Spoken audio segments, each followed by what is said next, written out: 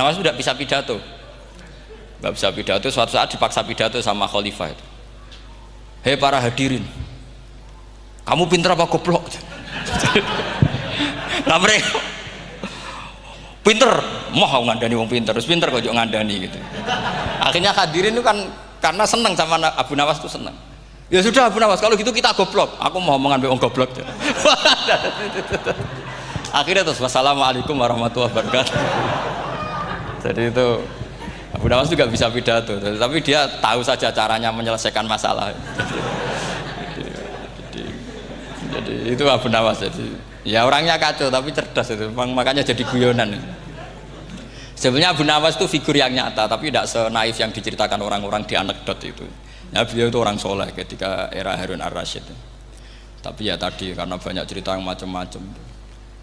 Ya, Abu Nawas itu makanya ini cerita anekdot. Jadi riwayatnya agak jelas tapi lucunya jelas gitu. Jadi itu. Dia itu mangkel punya tetangga profesor ahli astronomi. Adiknya aku mau iso omong tok. Abu Nawas mau pinter molak-malik omong kan masyhur itu, dia cerita hari Senin tanggal sekian lihat Abu Nawas di alun-alun mau terbang. Orang lihat semua itu Abu Nawas itu ya sudah di podium ya hanya gitu-gitu tok. Kok nggak mau terbang-terbang? Ya mau itu ya tidak. Wassalamualaikum warahmatullahi wabarakatuh. Yang bilang Abu Nawas terbang siapa? Abu Nawas mau terbang. Yang namanya mau itu ya tidak.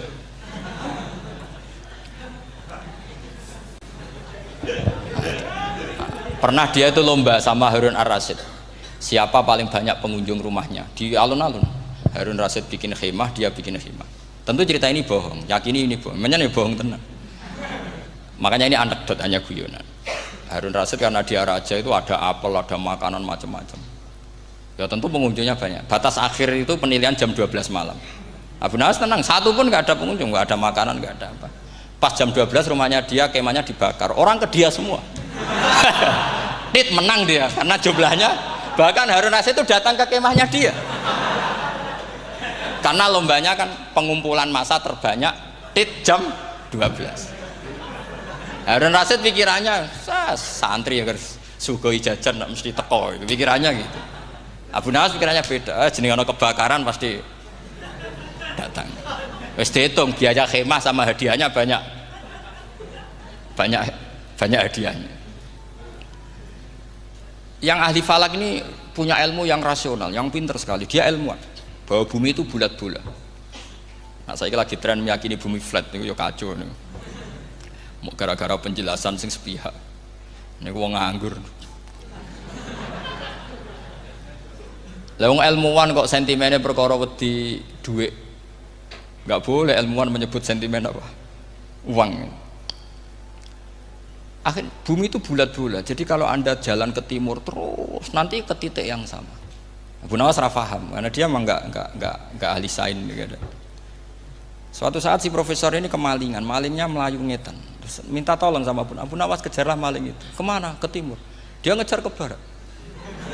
Ditanya sama profesor, saya udah bilang larinya maling itu ke timur, kalau kejar ke barat nanti ketemu di titik yang sama. Akhirnya profesornya ngerti, oh ngenyek tuh, kira itu. Jadi, nah khawatir saya nanti kalau santri-santri tidak pinter ilmu, terus pilihannya ilmu kayak Abu Nawas, jalan pintas tadi. Karena belajar falak jelimet, belajar faraid apa? Jelimet, ada aul, ada roh, terus semua ada masalah yang ruwet-ruwet terus. Akhirnya mau olah bicara. Ini musibah inna lillahi wa inna ilaihi raji'un.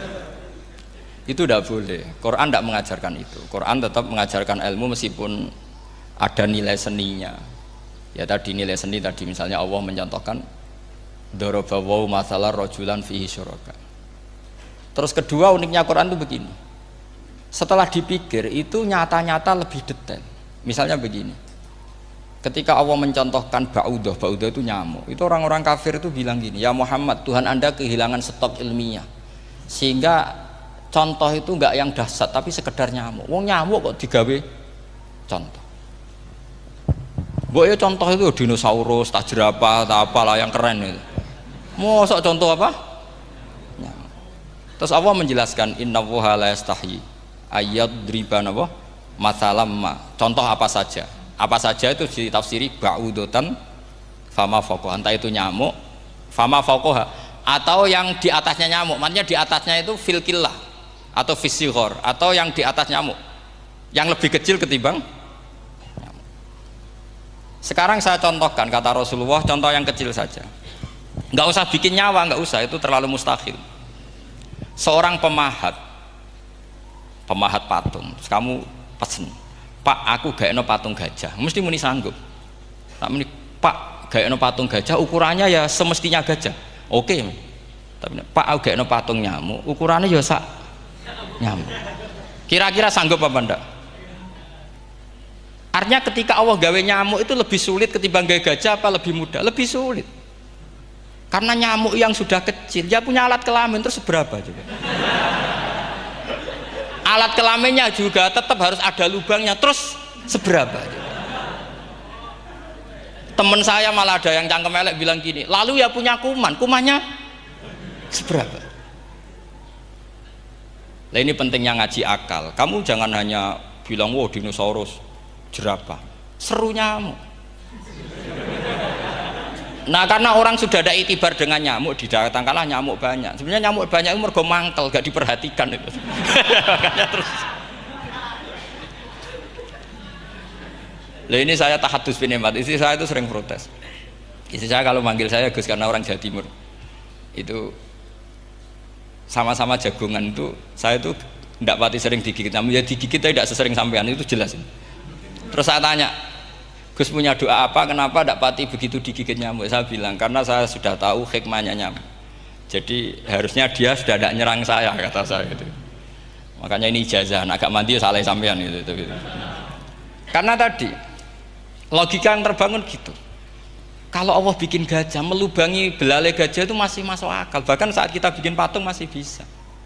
Tapi kata tadi nyamuk itu sudah kecil, harus punya usus, harus punya alat kelamin, harus punya telur, telurnya juga detail lagi. Ini disebut innallaha la yastahyi ayyadriba mathalam ba'udah. Sehingga ba'udah di mata ahli tafsir, di mata ulama ini contoh yang luar biasa. Tapi di mata orang-orang yang nggak seneng mikir, kok terima nyamuk itu. Makanya saya minta kangkang di sini bisa makan itu harus syukur. Makan itu luar biasa. Saya itu sering nyontohkan di Jogja ini. Saya punya temen sakit, kalau nggak ada obat dari Belanda itu mati. Kalau ini nggak dapat obat bagus dari Belanda atau dari Jerman itu meninggal. Berapa bulan lagi matinya? 3 bulan. Kalau nggak sampai dapat obat mati 3 bulan. Oh masih mandi obat yang di Jogja, apa itu makan atau minum? Kalau orang nggak minum nggak sampai 3 bulan sudah mati. Boy orang itu mikir seperti itu.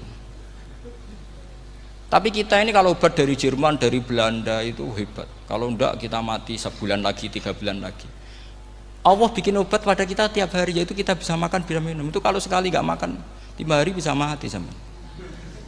Tapi kita karena ngakan itu hal yang biasa, nak duit iso utang, terus dianggap biasa. Ini kalau ulama masalah besar. Punya otak seburuk itu masalah besar bagi ulama. Sehingga Allah tidak malu ketika ngendikan kulu wasrobu, tidak malu karena makan ini urgen, sangat penting. Dan Allah tidak malu meskipun Quran itu temanya kelas tinggi, biasa Allah ngitakan jong kowe iku kulu min thayyibati maruzaqnakum, kamu makanlah. Karena minum obat itu kebutuhan kita ketika sakit. Tapi kalau makan adalah kebutuhan kita sihatan wasukman, saat sakit maupun saat sehat. Nah, kalau Anda dengan kualitas ini, ketika Allah membicarakan makanan itu Anda akan respect sama Allah karena memang ini urgen betul. Tapi kalau Anda cara berpikir gini, hanya cari goro ibal ilmu yang aneh, yang seru, kamu baca ayat itu akan menjadi biasa-biasa saja. Dan itu masalah bagi mahabbah Anda pada Al-Quranul Karim. Ya saya kira demikian. Terus mangke saya pikir tidak etis ya, karena ini Jumat nanti sing biasa itikaf nanti terganggu. Nanti saya ada problem. Ya kalau ada tanya jawab ya saya mohon tadi ya, karena ini zaman akhir saya memang butuh sekali. Kenapa saya mau datang? Satu, hormat Kiai Hanan. Dua, saya memang ingin banyak mufassir lagi, jangan hanya lewat baca terjemah kemudian merasa menjadi ahli apa Quran atau ahli tafsir. Itu musibah besar itu masalah besar itu. Ya pokoknya saya mohon lah ya, setidaknya gitu. Misalnya orang kafir, kamu cari saja orang kafir, ternyata ada yang harbi, ada yang dhimmi, ada yang mu'ahad, ada yang mustakman. Lalu dalam tarikh ada kafir Yahudi, kafir Nasrani, kafir ahli kitab. Kalau di fikih ada kafir yang lahum kitabun, ada yang tidak lahum kitabun. Kalau yang lahum kitabun disebut ini kitabiah kholiso, yang tidak itu kan berbeda-beda di fikih, boleh nikahnya ndak, khilu dzabihatihim atau tidak, itu kan detail sekali. Makanya saya mohon ini latihan detail. Oke, sampean tetap ngaji, sering khatam itu bagus karena mengumpulkan semua ilmu. Tapi sampean harus menganalisis secara apa? Saya dulu ngaji Mbah Mun Muslim ya kilatan. Tapi saya ngapalkan sama Gus Ibab. Gus Ibab putranya Mbah Mun, dulu muridnya Said Muhammad. Saya itu tak pelajari lagi di rumah. Tak analisis lagi setelah besar sampai sekarang karena ya itu beda. Kita selalu Rabbi zidni apa? Ilma. Misalnya begini contoh. Kita mungkin tahu maknanya ayat tertentu itu begini. Misalnya begini. Faqula lahu qaulal layyinal la'allahu yatadzakkaru aw yakhsha. Musa dan Harun, jika kamu datang ke Fir'aun, maka kalau ngomong, kalau dakwah itu qaulal layyinan, dengan dakwah yang halus. Nggih, qaulal layyinan. Ini bagi yang ekstremis harus baca dialek ini. Ini kisah nyata yang diceritakan Habib Zain bin Semit ketika ngarang Al-Manhajus Sawi. Juga diulang-ulang di beberapa kitab. Suatu saat ada ustadz corong Jawa Kemelinti datang ke Harun Ar-Rasyid. Harun Ar-Rasyid ini Banil Abbas, termasuk zuriyahnya Abdullah bin Abbas.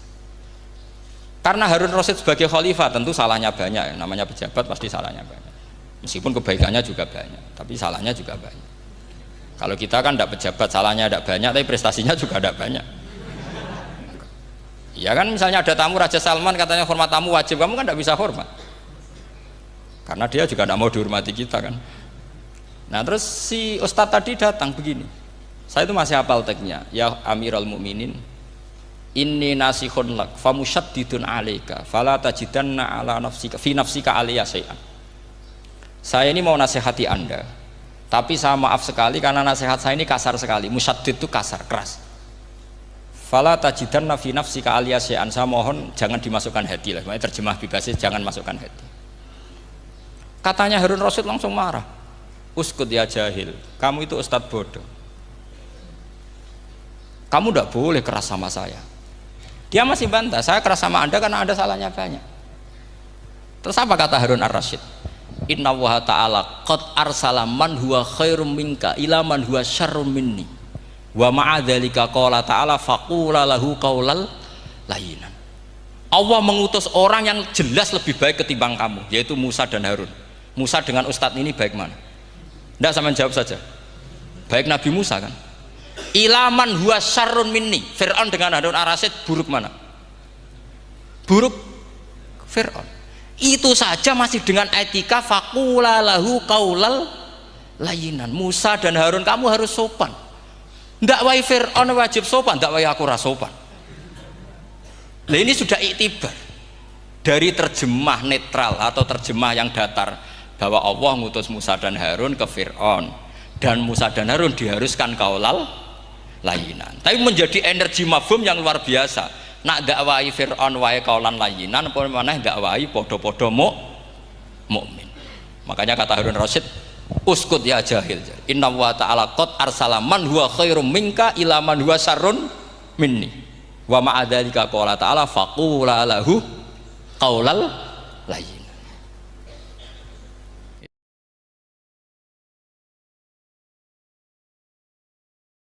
Lazidanakum, justru dengan kita syukur itu insya Allah segalanya akan tambah baik, tambah apa? Baik. Nggih, matur nuwun ngapunten ingkang kathah. Assalamualaikum warahmatullahi wabarakatuh.